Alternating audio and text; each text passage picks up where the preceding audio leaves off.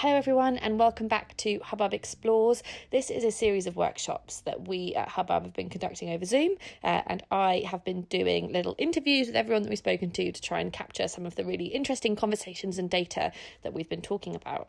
This week we're going to be taking a look at how COVID-19 might change the way that we shop. So we're going to be looking at what the future of the high street might be like, what our shopping habits might be like, and what the role of businesses, communities and government is to shape a more relevant high street.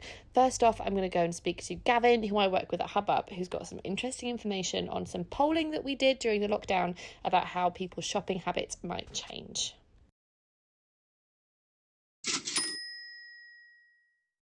So the first question is, can you tell us why we did this in the first place and why we looked into consumer habits specifically? So the reason we did this in the first place, the polling, was that we were really interested in how much shopping habits have changed during lockdown. So we're aware anecdotally and from reading other sort of newspaper articles that they have changed. And we're really interested in delving into that a little bit to see what people are doing differently, how are they buying food or other things differently, where are they buying them, how frequently are they buying them, and then that could help inform Hubbub projects and campaigns that we're putting together, and also the Hubbub Explores online workshops that we've been running for the last few months. And what were some of the top line findings from that survey? So I suppose the key thing, and it's not hugely surprising, but we found that 90% of the respondents said that their food shopping habits have changed since restrictions were put in place. So this was conducted in May, and 23% of people said they're shopping online more than before, and 31% said they're doing bigger, less frequent trips to the shops. So, understandably, following government guidelines and going to public places as little as often. So everyone trying to do just a smaller number of bigger shops rather than perhaps daily or every other day going to the supermarket to pick things up. So what are people doing instead of going to their normal big weekly shop? So we found through the polling that a lot of people are supporting smaller businesses, local businesses, more than before. So more than a third, 34% are doing that. And around the same number say they're going to continue to try to support smaller independent businesses after lockdown as well. More than half, so 53% have used alternatives to supermarkets for the first time since lockdown started. So that's things like using the local convenience store for the first time. 29% of people said they'd done that. Using local butcher, greengrocer, milk delivery or fruit veg box delivery. So people trying those things for the first time because they're kind of forced into it as a result of lockdown. And 89% of people said that they plan to continue with at least one of those new shopping alternatives once restrictions have ended. So it seems that there's a real desire to kind of stick with some of those new behaviours, even though they were forced into them in the first place. In many cases, I think people have found that they're actually quite convenient and will continue them in the long term. And do you think that people are generally trying to buy less during the lockdown? That's certainly what the polling suggests. So I think whether they're sort of consciously trying to or whether it's just enforced as a result of not being able to go out is unclear. But certainly a third said that they're buying less stuff than before, and 31% say they're trying to make do with what they've got more than before. So obviously people aren't able to just pop out to the shops in the way that they did, or perhaps after work popping into shops in the way that they were doing before. So that's sort of enforced. But I think we also found that people have almost quite enjoyed that and have seen the benefit of that. So 45% said that post lockdown they're going to try not to buy stuff they don't need. And 36% said they're going to try and get more out of things they already own. So there's a desire to kind of stick with some of these behaviours, and perhaps people realising that, do you know what, I didn't need to buy all of those things. I'm managing to live my life perfectly well without them.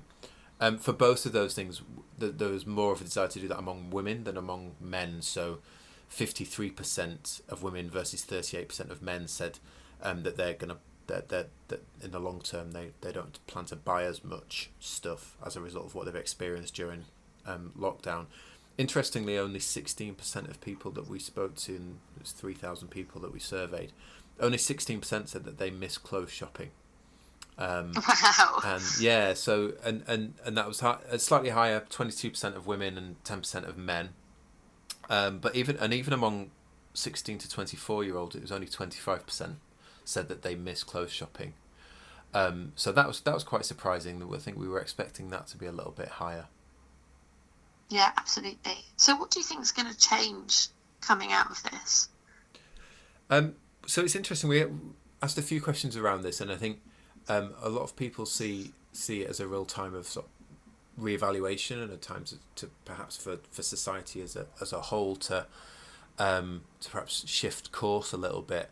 So only 2 in 5 say they want their lives to go back to exactly how they were before, and that decreases with age. So 39% of 16 to 24-year-olds compared with 24% of over 55s. 58% say lockdown has given them a chance to reflect on how they or their households live. So there's that real kind of moment of reflection, I think, as a result of what we've all gone through with Definitely. lockdown. Yeah, and then 74%. So real, almost 3/4 think that this has given society an opportunity to make some important changes to how we live. So, I think we're sort of a general feeling that we're at a bit of a crossroads here, and we can either learn from some of the things that we've experienced during the whole COVID-19 crisis, or there's a danger that we double down as a society on some of the things that perhaps caused it in the first place. So there's definitely an appetite there among the public to think about how we operate as a society, to reflect on that, and to perhaps make some positive changes. So what does this mean for the big brands?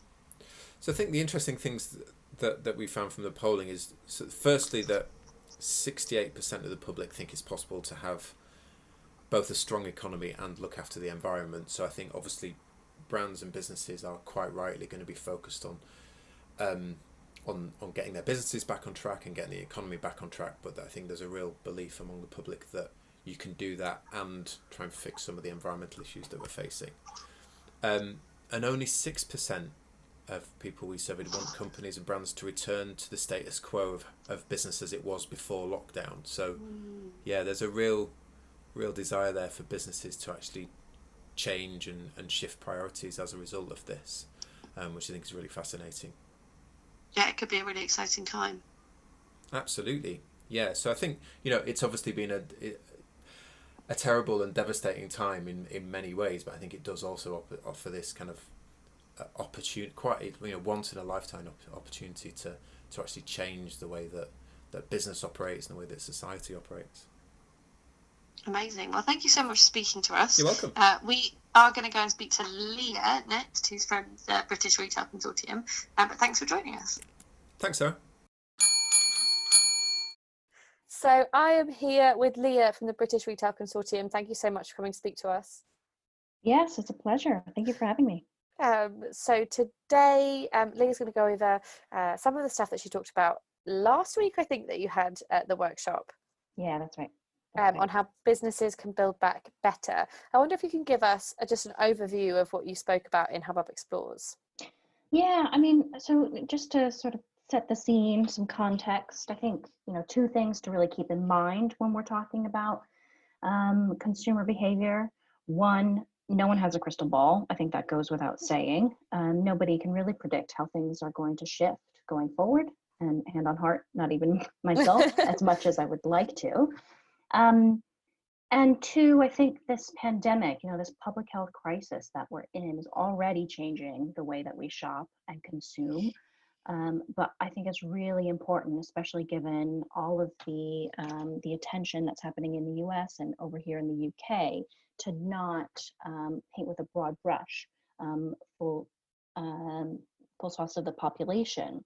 There are a lot of differentiations, and I don't want to be making grand sweeping statements about consumers when so many have lost their jobs, are furloughed, are on reduced pay, and struggling to feed their families. I think environmentalism, it needs to stay at the forefront. But I think what's happening with Black Lives Matter and the social justice that needs to rise to the top of the agenda needs to be right there with it. So that's just a little bit of context that I wanted to give before launching into what we discussed. Yeah, sorry, go ahead. No, you carry on. Because I think that there's a lot of doom and gloom and thinking about the economic downfall of where we're at in the UK and more globally. But I think the good news that I'm seeing, at least, is that this concept of conscious consumerism, which is consumers who are doing the research, trying to figure out what it means to shop and to consume products, how it impacts on the environment, and like I mentioned, that the social justice element as well is continuing to rise even during this pandemic. So I think that is one big win that I think, for, as I'm speaking on behalf of retailers, is that we like to see this push for more environmentalism come to the top. And I think more consumers are linking it directly to the climate crisis. And I think that there are a lot of parallels, and Hubbub, yourself and others have done a really great job of linking what we're in right now, this crisis, to the wider climate crisis. So I think that's only going to continue. I think the bad news, like I mentioned, still a majority of consumers are going to be swayed by low pricing and convenience factors. But I'm seeing this shift. It's not quite a seismic shift, but it is a shift from retailers and brands to this new default of environmentally friendly or less impact on the environment products. So more vegan products. I'm seeing more vegetarian meals, both in supermarkets and food to go. I mean, it's growing exponentially each year. And I think that's a really great thing to take away from all of it. Absolutely. And I'm interested in, sorry, I'm going to jump in. Yeah. I'm interested in how you think this might affect kind of in-person shopping and the high street, because obviously we were already hearing that the high street was suffering blows before coronavirus, and I wonder how the high street is going to be able to convince consumers to go back into stores. Yeah, I think this return to normalcy, as we're talking about it, isn't going to happen anytime soon. Nor do I think it should. I think we need to be, as a population, not just as a retail industry, be very conscientious about people's health. And so I think the move to get back to physical stores, they're opening across the UK in the next few weeks, taking all of these precautionary measures, social distancing, making sure cleaning surfaces, and enforcing that as much as possible, because I think that will remain a concern in the short term, certainly for consumers. I think how we get to stores, to physical stores, I'm seeing that shift as well, and linking that to air pollution. Obviously, we're hearing great things that air pollution has gone down during this pandemic. Obviously, grounding of flights, people are staying indoors, they're not driving to work or around the country for the most part. And I think this is a great thing for the environment. But we're wondering, can this type of behavior stick? So, bicycle sales and cycle to work schemes are increasing, and I think that's a good thing. Obviously I'm speaking in London. I really try and make a concerted effort not to be so London centric, because I think there are huge differentiations across the whole of the UK. But in London, the Mayor of London announced changes to make London more cycle friendly, and I think this is exactly what we need to see, is the government support, local and national government support to do that. And so, I think, your question was, what is, physical shopping going to look like? I think it'll be, a little bit bumpy as we sort of get back, lifting lockdown. But I think consumers are finding new ways and means to get there, hopefully for the betterment of their own health and for the environmental health as well. Yeah, absolutely. I think that's a really interesting answer. And I also wondered a little bit about what you were talking about before. So this move to more sustainable shopping, which I think has been a trend for a couple of years, but it's encouraging to hear that that's carrying on through lockdown. And I wonder how you think consumers can balance what's going to be a real pinch in people's pockets over the coming years with wanting to spend their money in sustainable and ethical brands. Yeah, that is a huge question. Yeah, sorry. And again, I'm going to revert back that I don't have a crystal ball, so I don't know for certain. But I think what we are seeing are, consumers, more and more consumers wanting to shop seasonally, and trying to shop locally, or understanding if they are shopping in a supermarket, even online through a supermarket. The origin of where it's coming from, I think, is really rising up in prominence. So, I think labeling and transparency of those products, whether it's on pack, or if you're shopping online, if it's on the product page, is really important. Not everybody, like I said at the start, will want to go into that level of detail. They will be swayed by price and by convenience, but I think more and more are seeking that level of detail. And I think, retailers are really stepping up to the mark and providing that level of transparency. And I'm seeing that more and more, that increase in transparency more and more.